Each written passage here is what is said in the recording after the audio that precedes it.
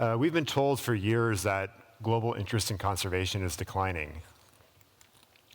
We published a paper a few weeks ago that shows actually that's not the case once you adjust for growing use of the internet. So actually, searches across different conservation topics and climate change is actually increasing. And that's something that's been confirmed by traffic to our website. So we're seeing very similar trends. We're seeing steady growth in people visiting our websites, our Mongabay websites. But while interest in conservation and related topics is increasing, you still have to cut through the noise. And so it's very important to understand the trends about what you need to do to actually reach people with meaningful content. So I wanted to just state 3 trends that are probably very obvious to everyone here in the room, but they are important for communication. So one, we're moving from more people accessing the internet using mobile platforms rather than desktop computers. Social media is now a much larger driver of traffic to most organizations and websites than web search. And we're moving to a world where more and more content consumption is via video rather than people reading or looking at photos. So this has implications for how we reach people. We're seeing people's attention span seeming to shorten. So when you're using mobile phones and on social media, there's a tendency to move towards instant gratification, which can mean less meaningful engagement. Emotion seems to be more important than facts more and more these days. And we're seeing a loss of the ability to discern what's real and what's not real. So as a result, we're seeing a deluge of poor, unverified content. I've been running Mongabay now for almost 20 years, so we've been having to navigate these issues on a regular basis, and so we've learned a lot from that, and I just wanted to convey some of the key things that we've discovered. So one of the most important things in reaching audiences is how you frame things. So first, you have to understand who your audience is.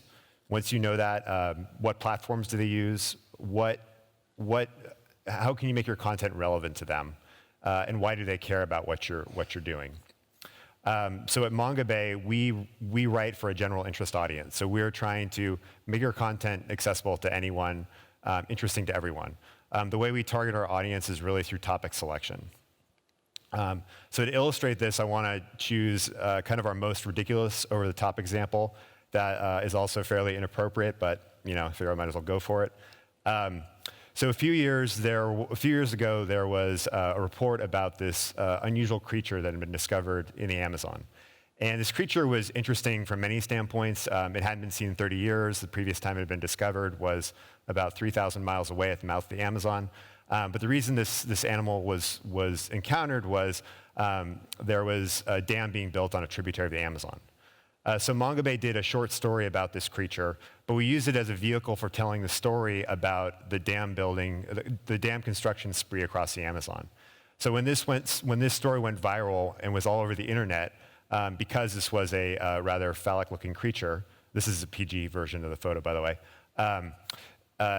every news outlet mentioned the dams. So essentially, we hijacked the narrative on this unusual creature to get people to talk about these dams that were being built.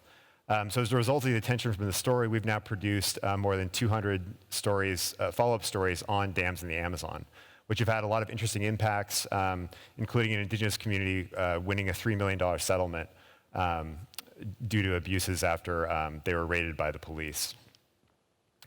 The second big thing that we've learned is the importance of geography and just being local. So when Mongabay became a nonprofit in 2012, we had 2 staff, and that's all we had. Now we have journalists in 350 journalists in about 50 countries. So that allows us to go both broad and deep in our reporting, which is quite valuable. We've also built out some bureaus in different countries, in different regions. So in 2012, we launched an Indonesian language news service. 2016, we launched a Spanish language news service, and this year we launched in India.